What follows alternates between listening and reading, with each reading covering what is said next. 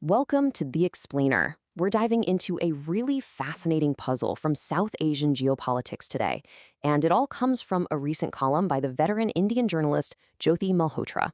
Okay, so let's get right into it. The central question that Malhotra asks is a pretty provocative one. It's this: why is a rising global power like India, well, so obsessed with its smaller and, let's be honest, often struggling neighbor? It's a question that totally flips what we think we know about power dynamics. So, to get our heads around this, we're going to walk through four main ideas from her analysis. First, we'll look at this obsession.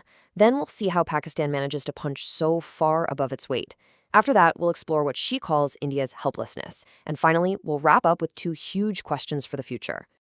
All right, let's kick things off with part one, India's obsession. This is where we really set up the central paradox of power that's driving this whole conversation. So, this quote right here. This is basically her entire argument in a nutshell. What she's saying is that on the world stage, the power dynamic between these two countries is completely backward from what you'd expect based on their size, their economy, or their military. It's a really bold claim, right? So let's look at why she thinks that. And just look at this comparison. I mean, it's a stark contrast, isn't it? On one hand, you've got India.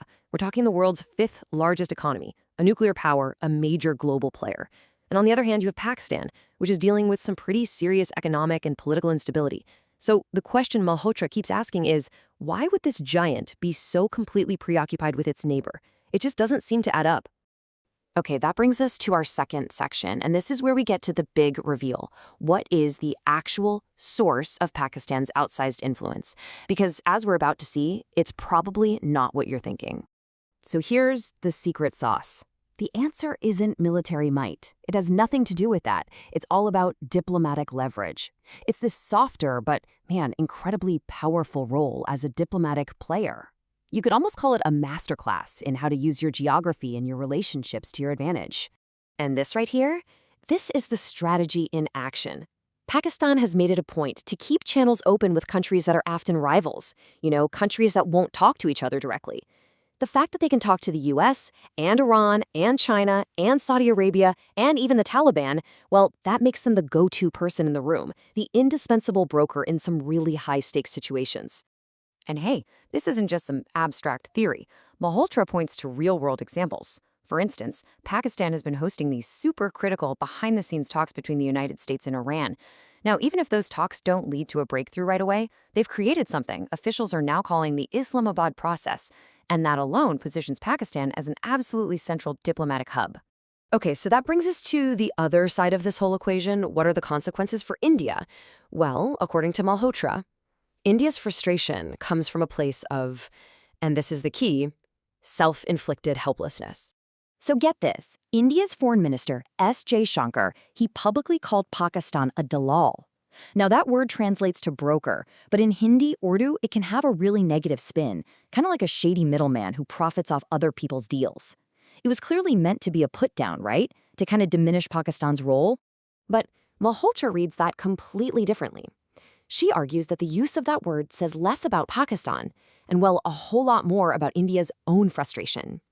It's the frustration of being left out of these incredibly important conversations happening right in its neighborhood. It's basically the sound of a huge power realizing it's stuck on the sidelines. So how did India even get here? Well, according to this analysis, it was a choice. India decided on a policy of total non-engagement. We're talking no diplomatic relations, no trade, not even cricket. And the result, maybe an unintended one, is that India basically took itself out of the game. It left a huge vacuum, giving up its influence in its own backyard. And guess who stepped in? Yup, China.